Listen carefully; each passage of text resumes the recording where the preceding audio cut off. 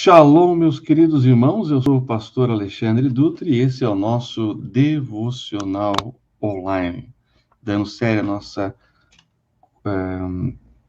dando continuidade à nossa série sobre a igreja, né?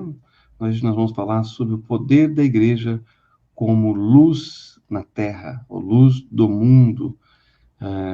O que implica essa metáfora que o Senhor Jesus usou para se referir à influência e ao poder que os discípulos e a igreja, que seria edificada, realizaria no mundo.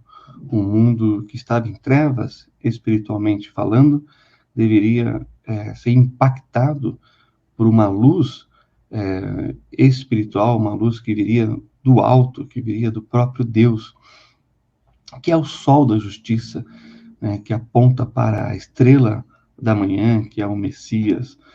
Então, como que a igreja poderia ser realmente um poder diante de tantos poderes que haviam na Terra e há até hoje, seja ele o poder militar, seja ele o poder econômico, ou o poder maligno da ação dos demônios e Satanás que reina sobre este mundo, né? O mundo jaz no maligno, o mundo está sepultado em morte espiritual, em trevas espirituais no mundo. Então, como que a igreja seria esse poder espiritual no meio de uma geração perversa, onde as obras são más, onde as pessoas buscam as trevas, porque as suas obras são más? Então, é sobre isso que nós vamos meditar nesse nosso devocional. E quando a gente pensa que o Senhor iria edificar a sua igreja e as portas do inferno não iam prevalecer contra ela, é porque o Messias, o Senhor, iria capacitar os seus discípulos, a sua igreja, os seus fiéis, de um poder espiritual que faria toda a diferença no mundo da época até aquele dia que o Senhor viesse buscar a sua igreja. Então, convido você a abrir a sua Bíblia num texto clássico sobre esse assunto, que está lá em Mateus, capítulo 16, e nós vamos ler os versículos 18 e 19. Mateus 16, 18 e 19. Palavras do Senhor Jesus. E também eu te digo que tu és Pedro, e sobre esta pedra edificarei a minha igreja, e as portas do inferno não prevalecerão contra ela. E eu te darei as chaves do reino dos céus, e tudo que ligares na terra será ligado nos céus, e tudo que desligares na terra será desligado nos céus. Então vamos lá para a ilustração desse versículo, através de outras passagens que nós encontramos nas Escrituras, falando justamente que o poder da igreja está em ser luz no mundo, né?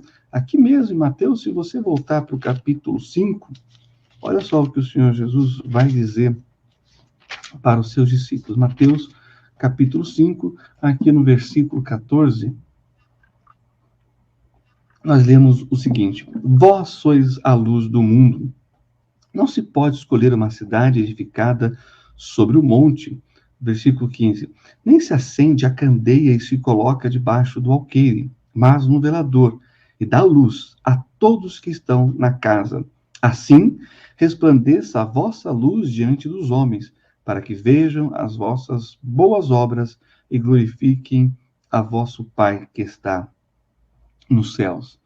Essa é uma passagem muito importante, porque é o caminho que a igreja do Senhor Jesus, os discípulos do Senhor Jesus devem seguir se eles querem realmente influenciar o mundo e trazer a luz espiritual àquelas pessoas que o Senhor criou à sua imagem e semelhança e pelas quais o Senhor Jesus morreu na cruz do Calvário. Então, o nosso grande desafio é viver essa luz através de manifestação de obras que glorifiquem o nosso Pai que está nos céus.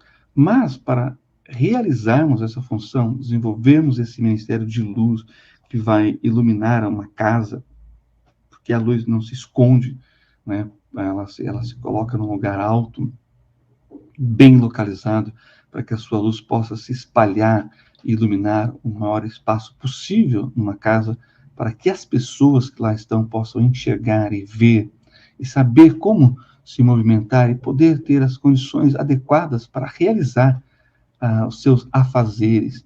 Então, essa metáfora que é usada sobre a importância da luz numa casa, né, no lar, se aplica justamente para a vida espiritual.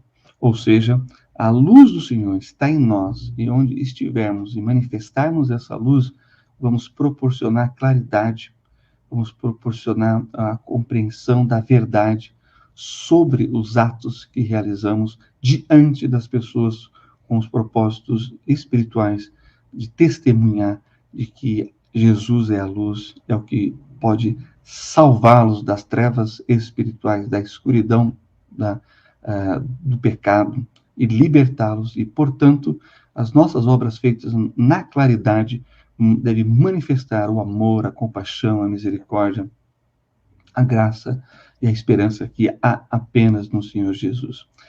Quando a gente vê aqui o texto, né, não se acende a candeia e se coloca debaixo do alqueire, mas no velador, e dá luz a todos que estão na casa, existia na época bíblica aquela que era chamada de lâmpada cananita, que é essa daqui.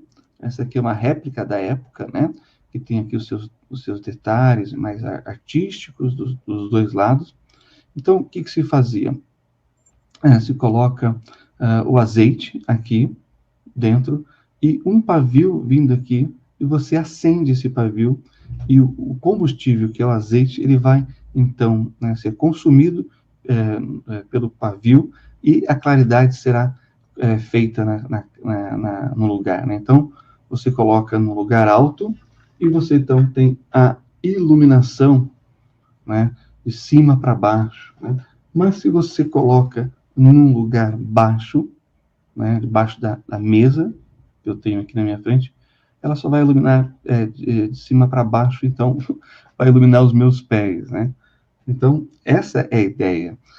O combustível da luz é o azeite na época bíblica. Hoje temos a energia elétrica, né? Mas antigamente, no período bíblico, era justamente o azeite que era o combustível que acendia pequenas lâmpadas como essa, né? A lâmpada tradicional e famosa lâmpada cananita. Então, com esse combustível, você tinha luz, iluminava o seu ambiente, você do alto, né? E você podia realizar as suas atividades, né, em casa, mesmo no escuro da noite. Então, essa é a ideia. O Senhor quer que sejamos esse tipo de luz, que Ele pode movimentar, colocar aonde Ele quiser, para que outras pessoas possam ser iluminadas pelo Espírito de Deus.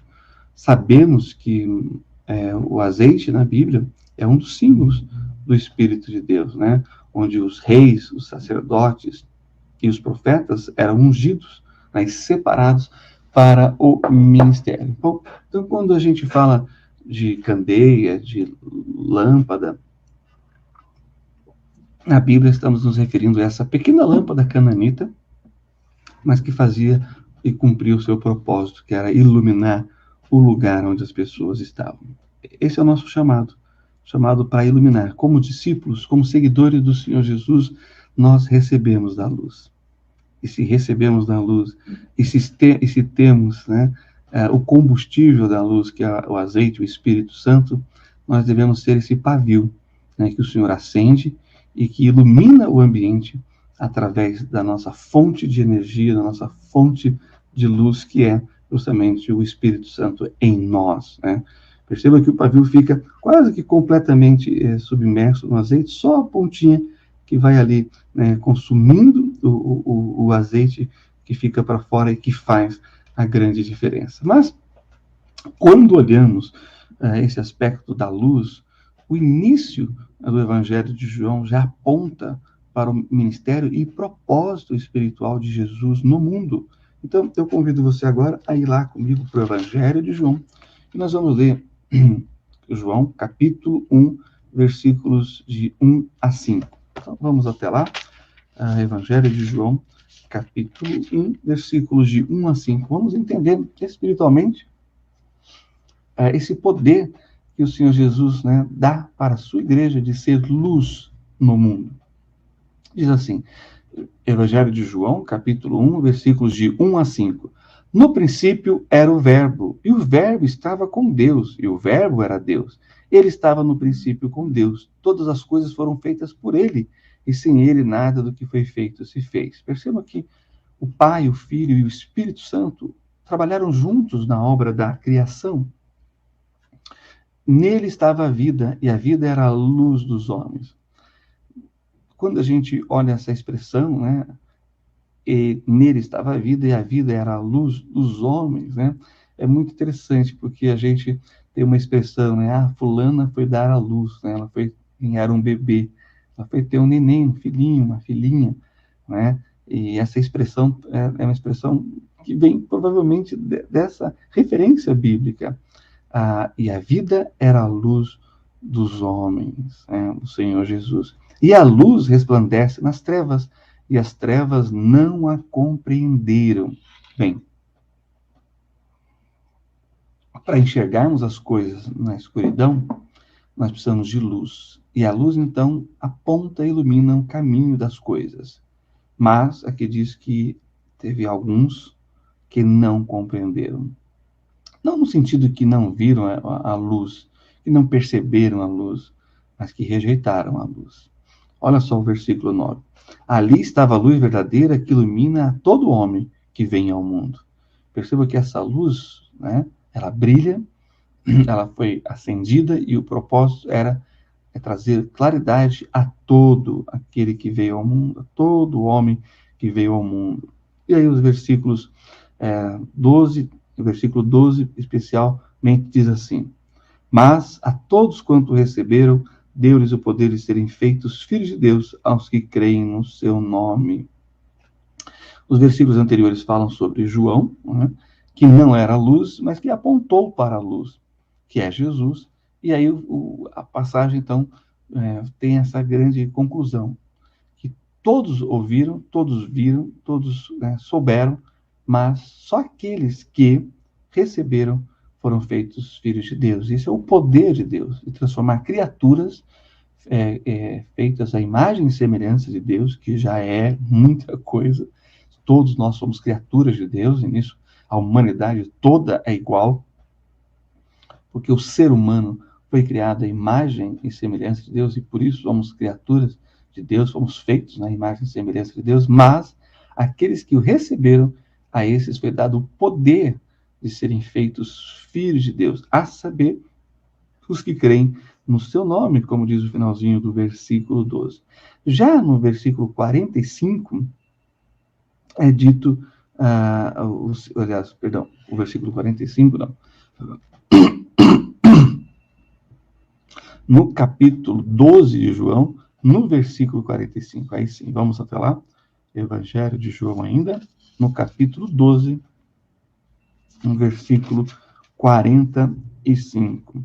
Diz assim: e quem vem a mim, vê aquele que me enviou. Olha o versículo 46. Eu sou a luz que vim ao mundo, para que todo aquele que crê em mim não permaneça nas trevas.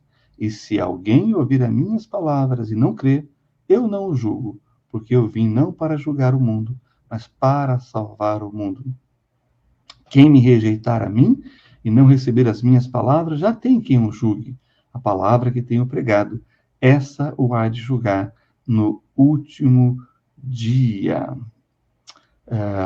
Quando a gente olha para passagens como essa, a gente entende qual é a nossa responsabilidade como crentes, como portadores da luz que é Jesus, de iluminar o máximo de pessoas ao nosso redor. Porque a luz vai apontar para Jesus, né? Ele é a luz do mundo, como a gente leu aqui no Evangelho de João. Então a nossa função é essa, apontar para Jesus, iluminar o caminho das pessoas que, infelizmente, espiritualmente estão em trevas. Quando apontamos para Jesus, com a luz que ele nos deu, né, através do seu Espírito Santo, as pessoas vão ter a oportunidade de, através das nossas obras, que é iluminar, que é clarear o caminho, que é Jesus, né, e apontar para o Senhor, que é a luz do mundo, estaremos cumprindo, então, a nossa função de sermos luz no mundo. E esse poder de dissipar as trevas, espiritualmente falando, é o maior poder que a Igreja do Senhor Jesus tem. Nenhuma outra instituição, por mais preciosa que ela seja, por mais valorosa que ela seja, por maior importância que ela venha a ter, ela não pode trabalhar nessas questões, né, nessas questões espirituais, a não ser aquele que faz parte da Igreja do Senhor Jesus. E quando a gente olha no Apocalipse, né, que uma referência aqui ao último dia, do texto de João 12, nós vemos justamente a igreja lá, tendo a sua função e a sua responsabilidade enquanto ela estiver aqui na Terra. Enquanto estivermos aqui, essa é a nossa responsabilidade. Essa é a função da igreja do Senhor Jesus. Então, olha só o que nós lemos aqui em Apocalipse, capítulo 1, versículos 11 a 13. Diz assim as Sagradas Escrituras, que dizia: eu sou o Alfa e o Ômega, o primeiro e o derradeiro. Palavra de Jesus. O que vês, escreve no livro e envia às 7 igrejas que estão na Ásia, a Éfeso, e a Esmirna, e a Pérgamo, e a Tiatira, e a Sardes, e a Filadélfia, e a Laodiceia. E virei-me para ver a voz que falava comigo, e virando-me, vi 7 castiçais de ouro, e no meio dos 7 castiçais, um semelhante ao Filho do Homem, vestido até os pés de uma roupa comprida, e cingida pelos peitos com um cinto de couro. E a sua cabeça e cabelos eram brancos como a lã branca, como a neve, e os seus olhos como chama de fogo. E os seus pés semelhantes a latão reluzente, como se tivessem sido refinados numa fornalha, e a sua voz como a voz de muitas águas. Né? E aí o versículo 20, então, revela esse mistério dos castiçais. O mistério das 7 estrelas que vistes na minha destra e dos 7 castiçais de ouro. As 7 estrelas são os anjos das 7 igrejas e os 7 castiçais que viste são as 7 igrejas. Então, justamente, a igreja tem essa responsabilidade de ser portadora da luz, né? Como o castiçal, como a menorá de 7 braços, era colocada no templo para iluminar o caminho do sumo sacerdote que faria intercessão pelo povo. Jesus é o sumo sacerdote segundo a ordem de Melquisedeque, conforme a profecia do Salmo 110. E nós, né, que participamos da igreja, o corpo vivo de Cristo, somos esses castiçais que devem iluminar a todo homem a presença do Senhor. E como fazemos isso? O livro do profeta Zacarias responde para a gente. Ele fala justamente desse castiçal, das 2 oliveiras, mas aqui no capítulo 4, olha só o que nós encontramos no profeta Zacarias, capítulo 4, versículo 6. E respondeu-me dizendo, o Senhor falando com Zacarias, esta é a palavra do Senhor a Zorobabel, dizendo, não por força nem por violência, mas sim pelo meu espírito, diz o Senhor dos exércitos. Essa é a visão do castiçal de ouro, em que Deus revela, falando para Zacarias, a função do sacerdote, né? E também da liderança política de Zorobabel e do sacerdote Josué, que vão realizar uma grande obra na construção do templo em Jerusalém após o cativeiro na Babilônia. Então, essa expressão ela é importantíssima, porque ele diz justamente que quem vai operar não é a nossa capacidade intelectual, não é a nossa força física, não é a nossa sabedoria humana, mas é o Espírito Santo que habita em nós. Nem por força, nem por força, não por força, nem por violência, mas sim pelo meu Espírito, diz o Senhor dos exércitos. A obra que Deus quer que realizemos como igreja do Senhor Jesus é uma obra dirigida, guiada pelo Espírito Santo em nossas vidas. Por isso é a importância da oração, da leitura bíblica, de ouvir a palavra, de estudar as Sagradas Escrituras, de estar em comunhão com os irmãos, na casa de oração, na igreja, no templo, nos lugares onde a igreja se reúne, para receber justamente a direção, a orientação do Espírito Santo para cada um fazer a sua parte. E a igreja, né, atual só será luz nesse mundo se ela for cheia do Espírito Santo, controlada e guiada por ele. Está aí o nosso grande desafio, né, de ser luz nesse mundo, de iluminar os homens com as palavras de Jesus, para que eles possam ver, entender e tomar a decisão mais importante das suas vidas, que é crer em Jesus como seu único e suficiente Salvador. Esse é o poder que Deus deu à igreja, de ser luz no mundo e de assim poder vencer as trevas. Que Deus abençoe a cada um em nome do Senhor Jesus Cristo. Se você ainda não é inscrito no nosso canal, inscreva-se. Clica lá no sininho para receber as notificações, né? E acompanhar então cada vídeo que é postado no nosso canal do Templo Batista de Indianópolis. Temos ali vídeos instrutivos sobre as histórias bíblicas, aplicações espirituais para as crianças.